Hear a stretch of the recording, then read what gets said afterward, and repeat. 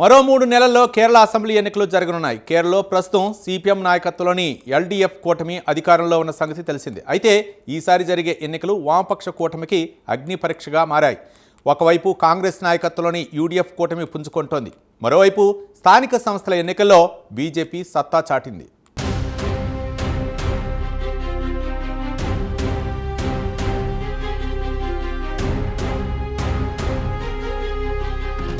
కేరళలోని వామపక్ష కూటమికి ఈసారి అసెంబ్లీ ఎన్నికలు అగ్నిపరీక్షగా మారాయి. ఇక్కడ సిపిఎం నాయకత్వంలోని లెఫ్ట్ డెమోక్రటిక్ ఫ్రంట్ అధికారంలో ఉన్న సంగతి తెలిసిందే. గతంలో సిపిఎం అనేక రాష్ట్రాల్లో అధికారంలో ఉండేది. పశ్చిమ బెంగాల్లో అయితే చాలా కాలం పాటు అధికారంలో కొనసాగింది. అయితే మమతా బెనర్జీ నాయకత్వంలో తృణమూల్ కాంగ్రెస్ ఒక ప్రబల శక్తిగా ఎదిగిన తర్వాత సిపిఎం పలుకుబడి తగ్గింది. అంతిమంగా పశ్చిమ బెంగాల్లో సిపిఎం అధికారానికి ఎండ్ కార్డ్ పడింది. అలాగే ఈశాన్య రాష్ట్రమైన త్రిపురలోనూ చాలా కాలం పాటు సిపిఎం అధికారంలో ఉంది. అయితే భారతీయ జనతా పార్టీ బలపడ్డాక త్రిపురలోనూ సిపిఎం అధికారం కోల్పోయింది. మొత్తానికి ప్రస్తుతం సిపిఎం అధికారంలో ఉన్న ఏకైక రాష్ట్రం కేరళనే.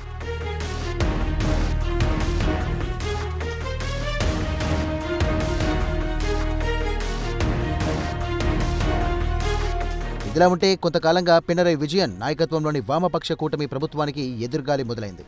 ఇటీవల జరిగిన అనేక ఎన్నికల్లో ప్రభుత్వ వ్యతిరేకత అనేక రూపాల్లో వెల్లడైంది. కాగా ఎల్డీఎఫ్ కూటమికి కాంగ్రెస్ పార్టీ నాయకత్వంలోని యూడీఎఫ్ కూటమి నుండి తీవ్ర ప్రతిఘటన ఎదురవుతోంది. ఇక్కడ ఒక విశేషముంది. ఇటు కాంగ్రెస్ పార్టీ అటు సిపిఎం రెండు ఇండియా కూటమిలో భాగస్వామ్య పక్షాలే. అంటే జాతీయ స్థాయిలో బీజేపీపై పోరాటం చేసే శిబిరంలో రెండు పార్టీలు కలిసి ఉంటాయి. కానీ కేరళ రాజకీయాల వరకు ఎవరి శిబిరం వారిది.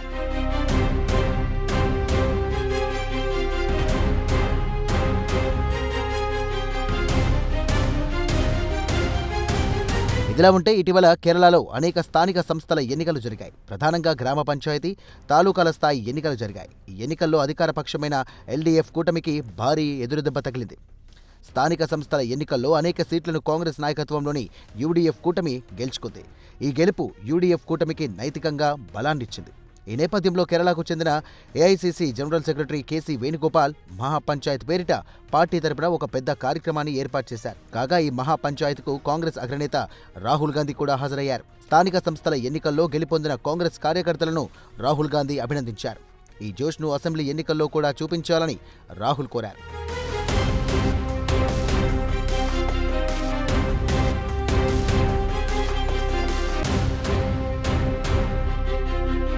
కాగా తిరువనంతపురం కాంగ్రెస్ ఎంపీ శశిథరూర్ కూడా మహాపంచాయత్కు హాజరవ్వడం విశేషం. ఇక్కడ ఒక విశేషముంది. కిందటిసారి లోక్సభ ఎన్నికల్లో శశిథరూర్ కాంగ్రెస్ టికెట్పై విజయం సాధించారు. అయితే గత కొంతకాలంగా ఆయన కాంగ్రెస్ పార్టీ లైన్కు భిన్నంగా వ్యవహరిస్తున్నారు. ఒకవైపు ప్రధాని నరేంద్ర మోదీ ప్రభుత్వ విధానాలను కాంగ్రెస్ పార్టీ విమర్శిస్తుంటే, మరోవైపు ప్రధాని మోదీ వ్యవహార తీరుపై శశిథరూర్ ప్రశంసల జల్లు కురిపిస్తున్నారు. అంతేకాదు పార్టీ కార్యక్రమాలకు కూడా ఆయన కొంతకాలంగా దూరంగా ఉంటున్నారు. అయితే మహాపంచాయత్ కార్యక్రమానికి శశిథరూర్ హాజరవడం ఒక విశేషం.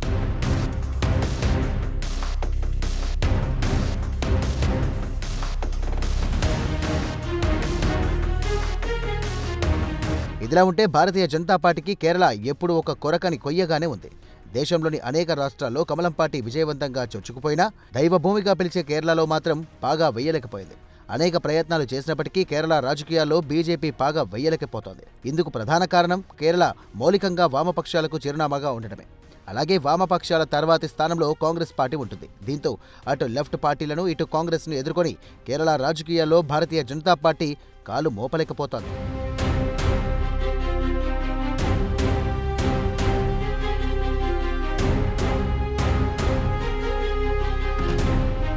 కాగా మరికొన్ని నెలల్లో జరగనున్న అసెంబ్లీ ఎన్నికల్లో కమలం పార్టీ ఆశతో ఉంది.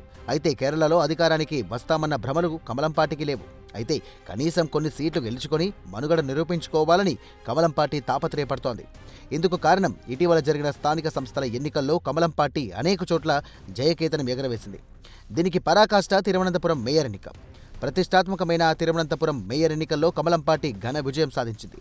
దీంతో కేరళ చరిత్రలోనే భారతీయ జనతా పార్టీకి మొదటిసారి మేయర్ పదవి లభించినట్టయింది. తిరువనంతపురం కార్పొరేషన్లో మొత్తం 101 వార్డులు ఉండగా బీజేపీ నాయకత్వంలోని ఎన్డీఏ 50 సీట్లు గెలుచుకోవడం విశేషం.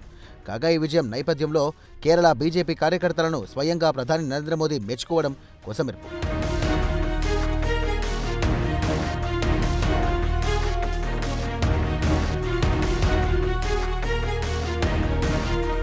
ఇలా ఉంటే ఎల్డీఎఫ్ కూటమిపై ప్రజల్లో నెలకొన్న వ్యతిరేకత తమకు ప్లస్ పాయింట్ అవుతుందని కాంగ్రెస్ వర్గాలు భావిస్తున్నాయి. మొత్తం మీద కేరళ ఎన్నికలపై ఎవరి లెక్కలు వారికున్నాయి.